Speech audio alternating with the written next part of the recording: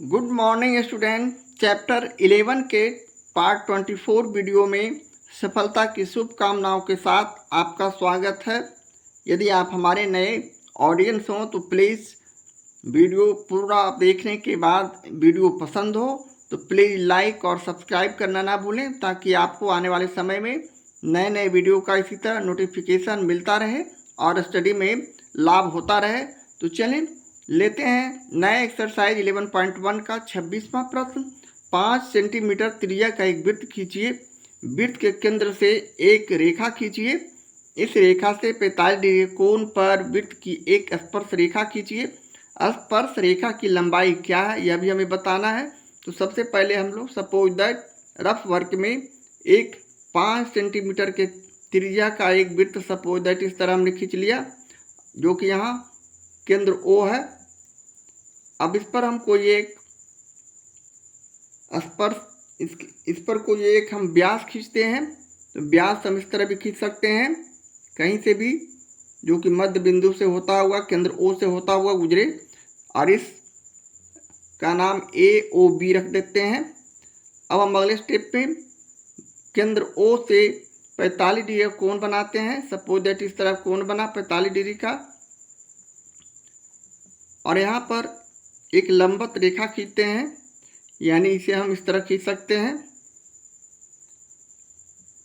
इसी तरह A बिंदु पर भी एक लंबवत रेखा खींचते हैं जो इसे डिवाइड करता है। इस बिंदु का नाम P रखते हैं, और इसी तरह इसका नाम C रखते हैं, इस बिंदु का नाम, और C, P और E इस किरण का नाम E रखेंगे, और इस किरण का नाम उसी तरह D रखेंगे, जो कि A से हमने लंबवत रेखा खींचा है। इस तरह का कंस्ट्रक्शन हम लोग करने जा रहे हैं। तो चलें सबसे पहले हम 5 सेंटीमीटर के त्रिज्या का एक वृत्त बनाएंगे। तो चलें स्केल की मदद से हम 5 सेंटीमीटर का एक चाप लेते हैं। ये हमारा 5 सेंटीमीटर का एक चाप हुआ, और इसे हम उसी तरह एक वृत्त बनाते हैं।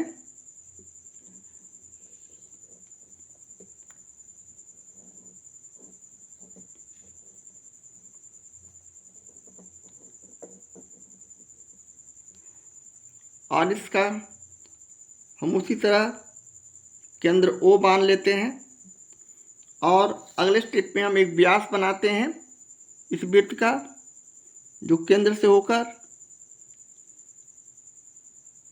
गुजरना चाहिए। यह हमारा व्यास हो गया। इसके इस बिंदु का नाम A और इस बिंदु का नाम B रखते हुए हम अगले स्टेप में केंद्र O से किसी भी माप का एक चाप लेते हैं। इस तरह हम यहाँ से एक चाप लिया,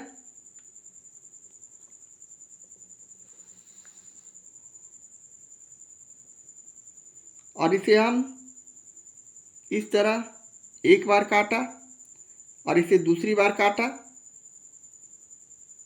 और इसे हम इस तरह कोण को डिवाइड करेंगे। तो हमारा जो कोण बनेगा 190 डिग्री का बनेगा, जिसे हम एक फॉल्स रेखा से इस तरह आपस में जोड़ते हैं।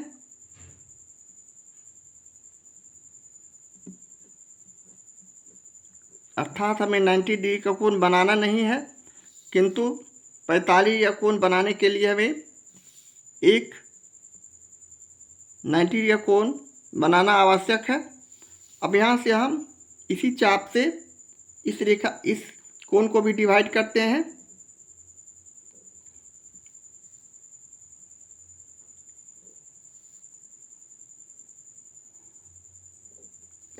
अब ये जो कोण बना ये हमारा वास्तविक रेखा बनेगा, जो कि 45 डिग्री कोण बनेगा। इसे हम प्रोटेक्टर से जांच भी कर सकते हैं, और इस बिंदु का नाम उसी तरह हमने जो 45 डिग्री कोण बनाया है इस बिंदु का नाम C रखते हैं। ये हमारा 45 डिग्री कोण बन चुका है। अब हम अगले स्टेप में पुनः किसी भी माप से पुनः हम बिंदु C और A पर एक लंबवत रेखा खींचते हैं। अर्थात हमने इस तरह एक चाप लिया जो किसी भी माप का हो सकता है, और यहाँ से हम उसी तरह 90 डिग्री का कोण बनाएंगे। एक बार काटा और इसे दूसरी बार काटा और इसे डिवाइड किया इस तरह।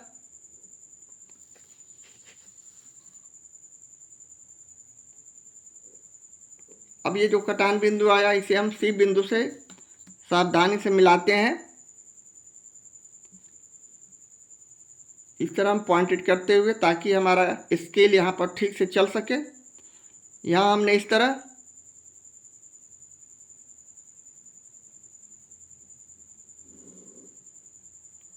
एक लंबवत रेखा खींच चुके हैं।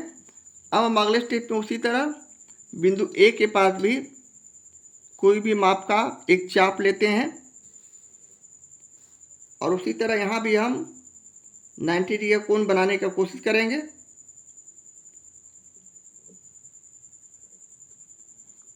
इस तरह हम इस रेखा को 60 डिग्री और 120 डिग्री वाले चाप को हम यहाँ पुनः डिवाइड करते हैं।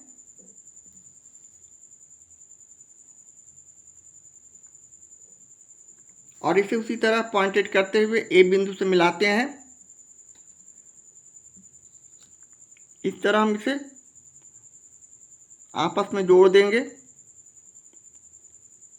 अब इस रेखा खंड को किरण को आगे बढ़ाएंगे इस तरह। तो एक निश्चित बिंदु पर जाकर एक दूसरे को ये डिवाइड करेंगे, काटेंगे। यहाँ हम इस तरह खींचे और इसे थोड़ा सा और लंबा करेंगे।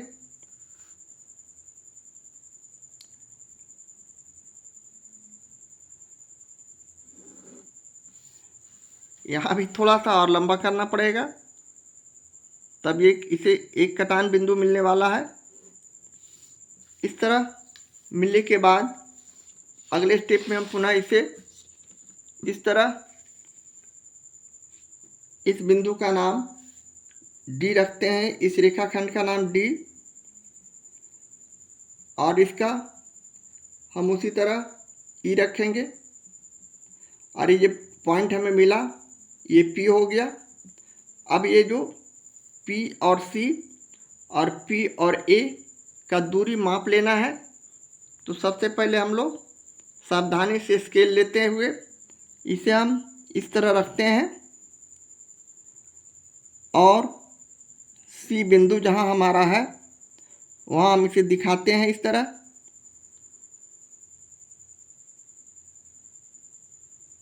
अब ये जो माप आएगा उसे हम यहाँ लिखेंगे।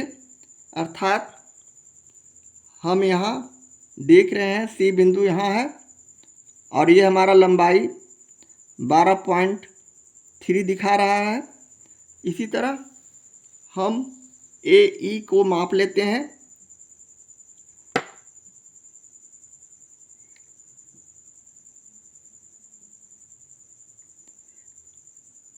यह पूर्णतः 12 सेंटीमीटर का है, इसलिए दोनों का लंबाई लगभग मिलता जुलता। इस तरह माप कर हम इसकी लंबाई को लिख सकते हैं। तो चलें अब इसी आधार पर रचना के चरण को आगे लिखते हैं। अब हम लोग रचना के चरण को उसी आधार पर लिखते हैं जिस तरह हमने कंस्ट्रक्शन किया है। तो फर्स्ट स्टेप में सबसे पहले हम लोगों ने O को केंद्र मानकर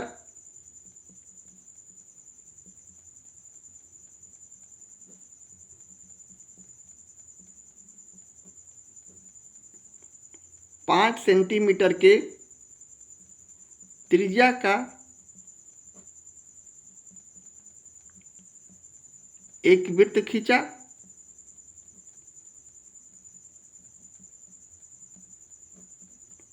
सेकेंड स्टेप में हमने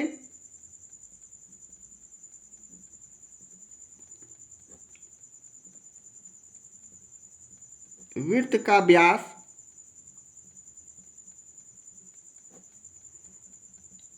AOB खींचकर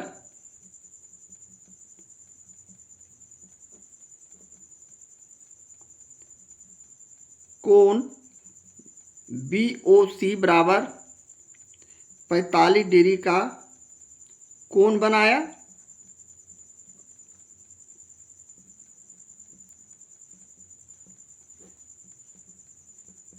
जो वृत्त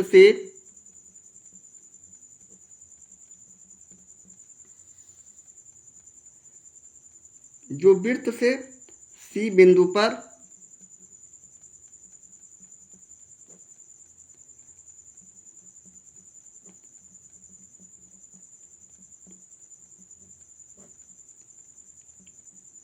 मिलती है। उसी प्रकार थर्ड स्टेप में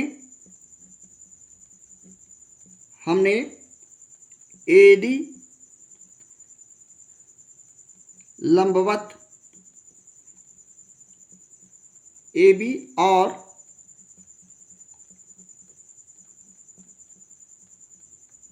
CE परपेंडिकुलर OC खींचा।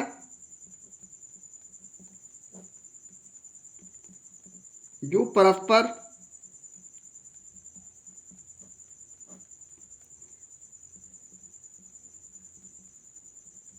एक दूसरे को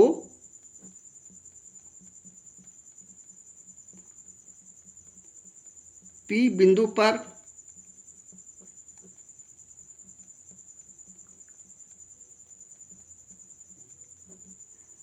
प्रतिच्छेद करती है।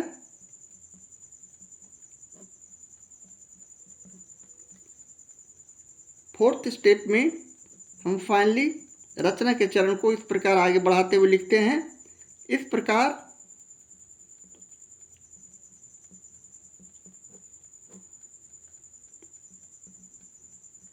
PA और PC वृत्त की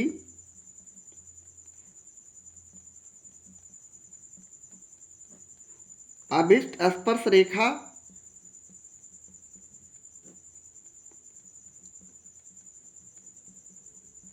स्पर्श रेखाएं हैं जो 45 डिग्री के कोण बनाते हैं।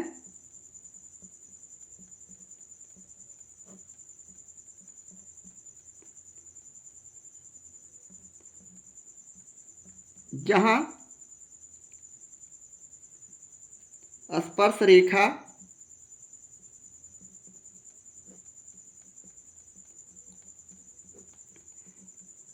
PA बराबर 12.6 सेंटीमीटर और PC इक्वल टू 12.3 सेंटीमीटर के हो सकते हैं। इसे हम नापते हैं तो ये हमारा आता है। इस तरह हमारा ये प्रश्न का सॉल्यूशन होगा, कंस्ट्रक्शन होगा। इस प्रकार हमारा ये क्वेश्चन 26 बन चुका है। हमारे वीडियो को देखने के लिए आप लोगों का बहुत बहुत थैंक यू, धन्यवाद। अब पुनः मिलते हैं अगले एपिसोड में अगली प्रॉब्लम के साथ। तब तक के लिए बाय।